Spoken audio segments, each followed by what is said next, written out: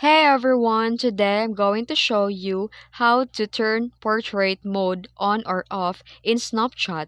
These effects make your face clear while blurring the background, kind of like the iPhone's portrait feature. Let's get started.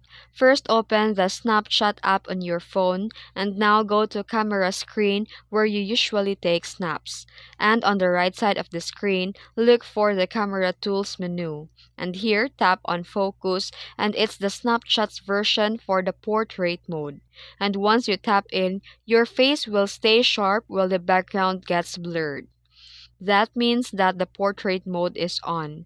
And if you want to turn it off, just tap the focus icon again to disable it and your snaps will go back to normal. And that's it. That's how you turn portrait mode on or off in Snapchat using the focus tool. If this video helped you, don't forget to like and subscribe for more tutorials. Thanks for watching.